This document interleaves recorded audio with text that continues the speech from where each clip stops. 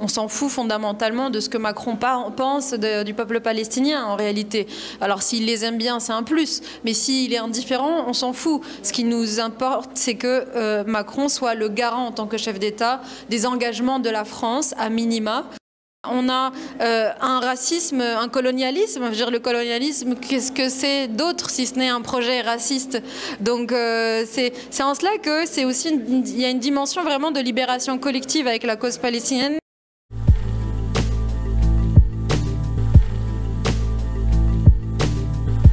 Bonjour Rima, comment Bonjour. ça va? Ça va très bien, et toi? Ça va, super, merci. Bienvenue à Orléans. Merci. Ça me fait plaisir que tu sois là malgré la censure du maire Saint-Geois. Ouais, la tentative, parce que finalement on a eu gain de cause, donc... On rentre dans une nouvelle phase du génocide, avec une famine orchestrée par Israël, plus de 200 morts ces derniers jours. Quel est ton regard face aux derniers événements ? Je crois que le regard que je pose sur le sujet, bon, je pense qu'il y a aussi le fait que je sois palestinienne d'origine, donc l'intention en réalité de l'État d'Israël vis-à-vis des Palestiniens est parfaitement documentée depuis des décennies. L'intention de procéder à un nettoyage ethnique, de défaire la Palestine des Palestiniens, et c'est aussi pour ça que la commémoration d'Al-Nakba est extrêmement importante, puisqu'elle nous permet de resituer précisément quel rapport a été posé avec les Palestiniens depuis le début de la création de l'État d'Israël. Donc sur cet aspect-là, je ne suis pas tellement surprise, même si, comme beaucoup de gens, je suis horrifiée par ce qu'on est en train d'infliger au peuple palestinien. Mais la colère profonde que j'ai, elle est surtout dirigée, et là je vais faire le lien avec mon travail au Parlement européen, elle est surtout dirigée effectivement contre celles et ceux qui laissent faire. Parce que j'ai envie de dire que dans le monde dans lequel on vit, le fait qu'il y ait des dirigeants qui soient tentés de commettre le pire, c'est malheureusement l'histoire de l'humanité. Mais ce qui doit nous tenir, c'est une capacité à faire bloc, à convoquer tout ce qui nous permet de faire société et convoquer notre langue commune qui est celle du droit international. Et donc là, j'ai effectivement une colère qui est saine et qui est aussi un moteur pour moi dans mon activisme politique sur le sujet, c'est de dénoncer la complicité et la passivité de tous ceux qui ont les moyens de faire cesser ce génocide et qui ne le font pas. Justement, Macron a parlé de honte à l'égard de Netanyahou, mais refuse le terme génocide et de mettre en place des sanctions. On voit que le discours évolue dans le paysage politique. Les gens qui vous taxaient même avant d'antisémitisme reprennent certaines de vos paroles. Est-ce que le discours évolue positivement dans la classe politique? Bon, déjà, il évolue tardivement. Ça, c'est le premier point qu'il faut quand même dire. Deuxième point, je crois plutôt qu'il évolue par contrainte. Et c'est ça qu'il faut aussi dénoncer. C'est-à-dire que même dans l'évolution du langage politique, on voit bien que ce n'est pas une évolution qui est guidée par des convictions politiques visant à minima à faire respecter le droit international. Je veux dire, on s'en fout fondamentalement de ce que Macron pense du peuple palestinien en réalité. Alors s'il les aime bien, c'est un plus, mais s'il est indifférent, on s'en fout. Ce qui nous importe, c'est que Macron soit le garant en tant que chef d'État des engagements de la France à minima. Et donc certes, il évolue un tout petit peu. On a pu le voir lors de la dernière interview d'Emmanuel Macron sur TF1, où il a dit qu'il n'a pas contesté, alors que les derniers mois, on a eu une contestation assez virulente de l'utilisation du terme génocide, y compris par le ministère des Affaires étrangères. Mais il faut quand même noter qu'il évolue, mais par contrainte. Contrainte qui est quand même consolidée par les mobilisations populaires, par les mobilisations citoyennes et aussi par l'évolution de la dégradation, j'ai envie de dire, du contexte à Gaza. Mais je veux quand même nuancer, ça n'évolue pas dans le sens qu'il faudrait, puisque, encore une fois, notre exigence première, c'est que le droit international soit respecté. Alors, Macron n'a pas contesté le terme génocide, mais il l'a quand même renvoyé aux travaux d'historiens.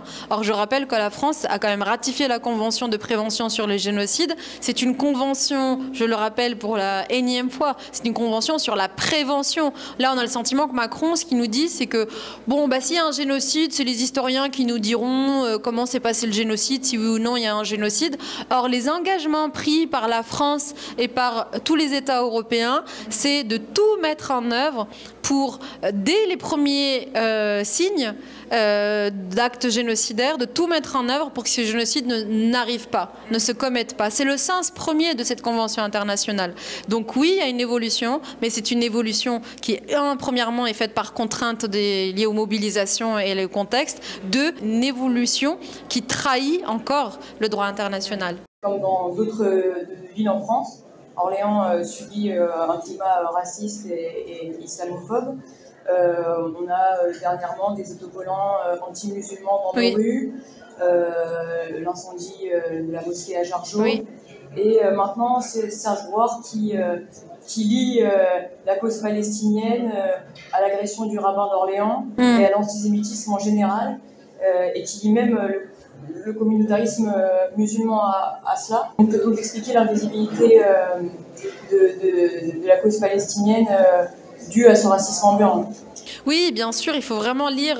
J'ai eu l'occasion de partager sur mes réseaux la question du racisme anti-palestinien. Il y a des lectures vraiment très intéressantes et très pédagogiques, qui expliquent que la cause palestinienne, elle cristallise ce qu'il y a de racisme anti-arabe ou anti-musulman dans les sociétés occidentales, et qu'il y a systématiquement une suspicion projetée sur les défenseurs de la cause palestinienne d'être des islamistes, d'être des antisémites, d'être des gens antidémocratiques, opposés à la civilisation telle qu'elle est présentée en Europe, en tout cas à tout ce qui est défini dans l'ordre du progrès, j'ai envie de dire. C'est en cela que la cause palestinienne, elle nous amène vers une libération collective. Et la cause palestinienne, ce n'est pas seulement une libération nationale dans l'ampleur que ça prend, c'est une libération collective, j'ai envie de dire, au même titre que la question de l'apartheid en Afrique du Sud. Quand il y a eu des mobilisations vraiment internationales sur ce sujet, il était vraiment question pour les sociétés qui se sont mobilisées de dire mais nous, fondamentalement, nous ne voulons pas vivre dans un monde où on va ségréguer des gens en fonction de leur couleur de peau. Et donc là, c'est aussi ça que ça mobilise la cause palestinienne, c'est de dire nous ne voulons pas d'un monde où on a un régime d'apartheid là qui est repris en Palestine, on a un génocide qui est commis, on a un racisme, un colonialisme. Je veux dire, le colonialisme, qu'est-ce que c'est d'autre si ce n'est un projet raciste? Donc c'est en cela que c'est aussi il y a une dimension vraiment de libération collective avec la cause palestinienne, et c'est aussi une cause pour la terre. C'est aussi une cause qui défend. Là, ce qui se passe à Gaza, c'est aussi un écocide. On a détruit tous les espaces où les Palestiniens pouvaient cultiver la terre et pouvaient vivre de cette terre. Et le rapport que les Palestiniens ont à la terre est quand même un rapport très particulier, puisque beaucoup de Palestiniens vivaient de la terre, ceux qui ont été expulsés en 1948, mais également maintenant, beaucoup de Palestiniens vivent de la terre. Et donc, il faut vraiment embrasser toutes ces dimensions, pour le coup, véritablement universelles de la cause palestinienne. Et la répression à laquelle on fait face, moi, je la qualifie souvent d'une panique morale, politique, d'une bourgeoisie coloniale, occidentale majoritairement, mais pas que, parce que nous avons aussi dans les pays arabes une bourgeoisie qui se tait et qui se fait aussi complice de ce qui se passe. Mais voilà, il y a aussi une dimension de classe très importante qui est ravivée avec la question palestinienne. Donc voilà, c'est une bataille qu'il faut mener sur tous les fronts. Est-ce que tu aurais un dernier mot pour conclure cet échange? Un dernier mot, c'est un appel à poursuivre les mobilisations. Je sais que nous sommes toutes et tous assez fatigués, épuisés, et on se sent à juste titre très impuissant avec ce qui se passe.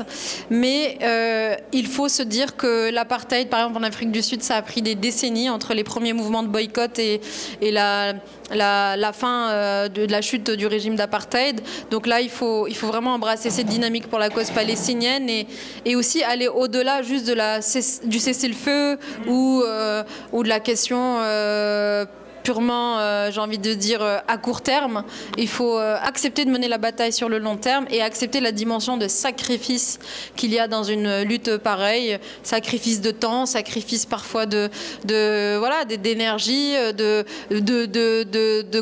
connaissances aussi. Je veux dire, il y a un moment, il faut, de la même manière qu'on n'a pas envie d'avoir des amis qui sont fascistes ou homophobes ou racistes, eh bien, on n'a pas envie d'avoir, moi j'ai pas envie d'être entourée de gens qui justifient à longueur de journée le génocide. Donc c'est aussi tout ça, en fait, la cause palestinienne, c'est aussi une dimension de sacrifice comme toutes les autres luttes. Et pour tenir, il faut accepter cette dimension de sacrifice. Très bien, merci. Merci à vous. Petit cadeau. On a envie de vous donner nos autocollants. Merci beaucoup et merci de m'avoir accueilli pour cette interview. Merci d'être venu. Merci.